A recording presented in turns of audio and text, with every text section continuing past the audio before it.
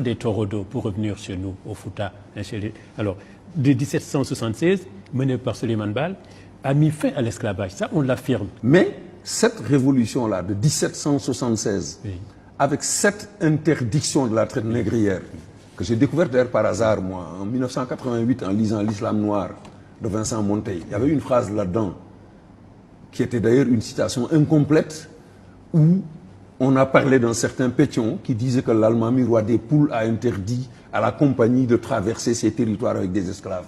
Eh bien, la phrase exacte, il parlait de l'Almami Aboulkader Khan. C'est Jérôme Pétion de Villeneuve, qui était maire de Paris, député à la Convention, qui, dans un discours devant l'Assemblée nationale, en 1790 à Paris, discours dont la partie concernant le Fouta est intégralement dans mon livre, Lumière noire de l'humanité.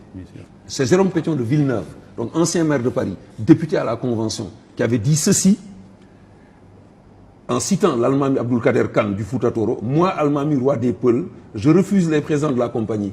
Je proscris la traite de mes sujets. J'interdis le passage des caravanes d'esclaves dans mon État.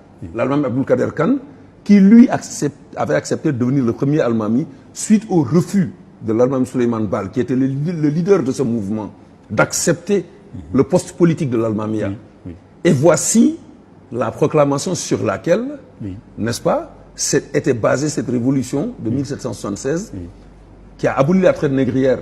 Mais on a en 1776. Mais quand même, Omar, on a dit quelque chose. On a dit que la révolution des Almami Torodo n'a protégé que les esclaves musulmans. C'est faux.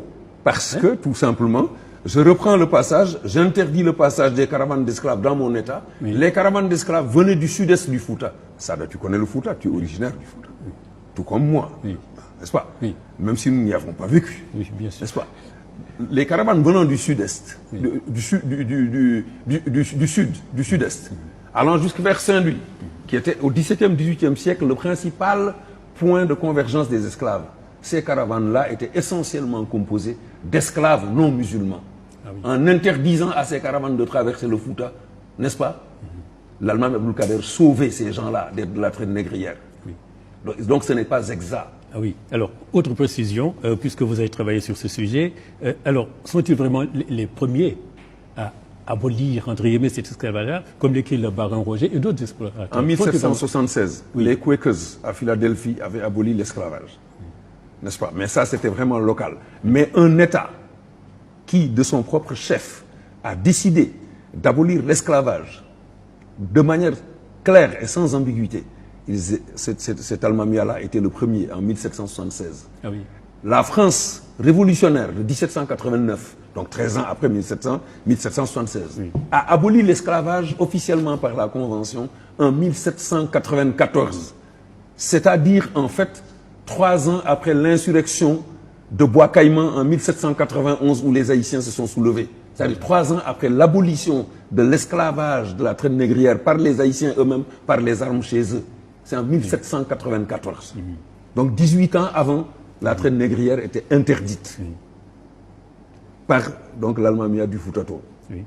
Et sans aucune espèce d'ambiguïté. Et dans ce livre, il y a des témoignages de Suédois, d'Anglais et de Français contemporains au XVIIIe siècle qu'on ne peut pas suspecter de complaisance vis-à-vis donc du régime de l'Almamia. Le baron Roger, après, dans son livre Quel est d'or en 1825, a dit quelque chose de très, je dirais, significatif ici. Il dit, le baron Roger, je le cite, « Rien ne pourrait t'ôter de l'idée des foules », parce que certains les appelaient les foules, d'autres les appelaient les poules, c'est selon. Rien ne pourrait t'ôter de l'idée des foules qu'en défendant la traite des Noirs, les Européens ont été déterminés par leur exemple. Ils sont fiers de nous avoir devancés dans la carrière de la raison, de la justice et de l'humanité. Fin de citation. Et ce livre-là, je le détiens. Le livre Quel est d'or, qui a été réédité par l'Harmattan dans la collection Autrement Main. Il y a un autre explorateur aussi. Il y a Gaspard Théodore Mollien, en 1818, 42 ans après, a visité le Fouta. Il a dit ceci, n'est-ce pas? Des poules, il les appelait les poules, lui. Je cite, ils ont un esprit national. Ils ne vendent jamais les leurs et les rachètent lorsque l'un des leurs est vendu. Fin de citation. Alors, il faut retenir donc vraiment, Omar, de manière définitive, que toutes les abolitions sont venues après celles faite par les Almamis du Fouta. Pour la traite négrière. Pour la traite négrière, évidemment. Oui. Absolument. Hein? Absolument. Oui.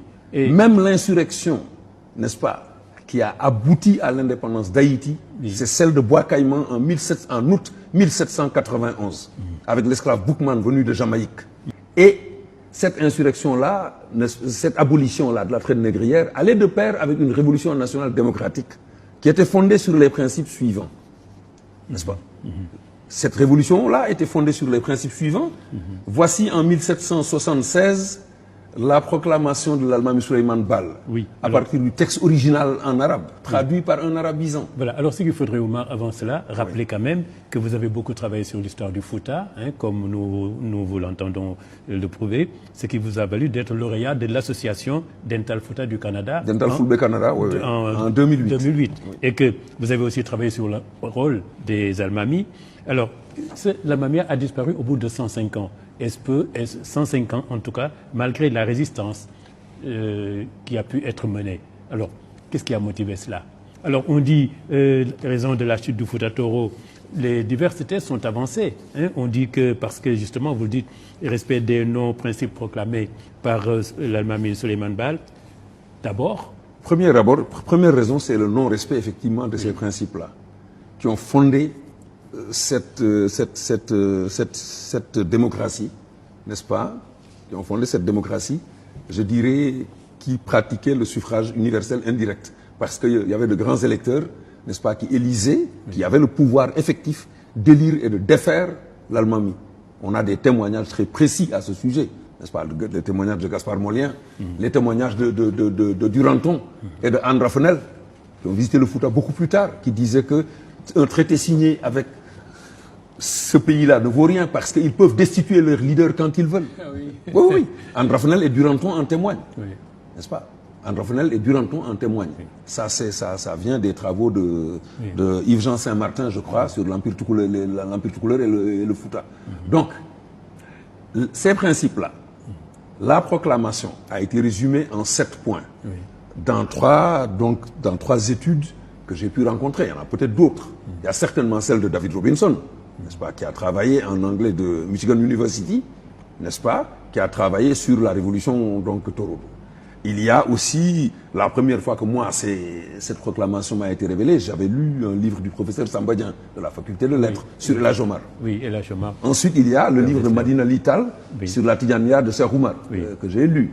Ensuite, il y a une revue, la revue d'histoire du Sénégal, n'est-ce pas, de juin 1981, dans laquelle il y a un article de feu Yahya Wane, qui était maître assistant à l'EBAD, où ces 7 points sont résumés. Mais le discours dont ces 7 points viennent, c'est beaucoup plus tard que je l'ai trouvé. Dans un livre de Amar Samb, qui est le premier directeur africain de l'IFAN, qui est un arabisant, qui a traduit lui-même le texte de Cheikh Moussa Kamara, venant du Zouroul Bassatine, florilège au jardin de l'histoire des Noirs. Amar Samb a traduit lui-même le discours de l'Almami Souleymane Baal qui disait ceci. Oui. Regardez le caractère progressiste de ce discours-là par rapport à notre situation aujourd'hui. Il disait ceci: habitants du Fouta, vous avez promis de suivre l'homme qui vous ouvrirait la porte par laquelle vous pourrez vous dégager du joug des Denyankobe et mettre fin à la tyrannie des morts. Je suis votre homme, j'ai ouvert cette porte. Il vous faut ceindre les reins pour faire triompher la cause de Dieu, pour que celui-ci vous accorde la victoire. La victoire est avec les patients. Moi, je ne sais pas si je trouverai la mort ou non dans ce combat. Mais si je meurs, prenez pour chef un imam savant, scrupuleux et honnête. Ah oui, choix du chef. Qui n'aime pas le pouvoir pour le pouvoir. Ceci nous renvoie à Nelson Mandela. N'est-ce pas? Les deux caractéristiques. Après l'avoir élu, si vous le voyez s'enrichir outre mesure, destituez-le. Mais c'est la bonne gouvernance d'aujourd'hui. Mais bien sûr.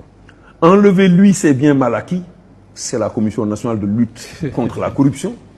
S'il refuse sa révocation, combattez-le et chassez-le afin qu'il ne laisse point à ses descendants un trône héréditaire. Mais nous en sortons à peine, en 2012, de ce combat-là.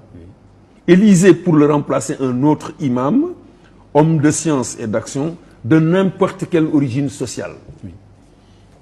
C'est la démocratie, dans son acception la plus totale. Ne laissez pas le trône comme monopole d'une même tribu, car si vous le faites, il se transformera en bien héréditaire. que quiconque le mérite devienne votre roi. Et pour terminer, Sada, ne tuez ni enfant ni vieillard. Et mieux, pour conclure, que nul d'entre vous ne mette à nu une femme. Oui. Si on le fait, ce sera un scandale pire que le meurtre. Fin de citation. Oui. Mais alors, c'est des principes. Alors, on comprend alors pourquoi on dit que le Fouta, en 1818, était un État qui C'est Gaspard Molien qui l'a écrit, oui, quand le même il a niveau traversé le Fouta. que des États européens. Gaspard Molien oui. a témoigné dans son livre, en 1818, que le Fouta était un État organisé. Oui. Aussi bien organisé que pouvait l'être l'Italie, l'Espagne, la France elle-même, même si le Fouta était moins industrialisé. Oui. Quoique le Fouta, avec 500 000 habitants à l'époque, eût été en possession de 25 000 fusils. C'est un ratio très élevé, ça. Oui. Ça, je le tiens du livre, si je me souviens bien, de Yawan, sur oui. les tout couleurs du Fouta Toro. Oui. Parce que 25 000 fusils pour 500 000 habitants, oui. ça veut dire un fusil pour 20 habitants. Oui. Ce pays-là a été armé. Oui. Mais alors, Omar, vous êtes historien, qu'est-ce qui s'est passé? Pourquoi chute du régime des taureaux de Fouta? Alors, Faidherbe, par exemple, on dit non-respect de ces principes-là, oui, principes, qui ont été proclamés par l'allemand Souleymane Baal à cause du choc des ambitions personnelles, alors, oui, où la classe dirigeante s'est divisée. Voilà. Faidherbe dit que c'est la division des tout couleurs. J'ai un texte de Faidherbe où il dit textuellement, du Soudan. Sans les divisions des tout couleurs, parce oui. qu'il les appelait tout couleurs, A-U-R-E-S, oui. nous n'aurions jamais pu conquérir le Soudan. Oui. Il l'a écrit noir sur blanc. Oui. J'ai ce texte en ma possession. Alors, ces divisions, on les connaît, fracture au sein de la famille Khan. C'est ça. Rivalité entre les Li et les Wan. Exactement. Voilà, donc exactement. Rivalité oui. entre les Li et les Wan, donc bien relaté donc, oui.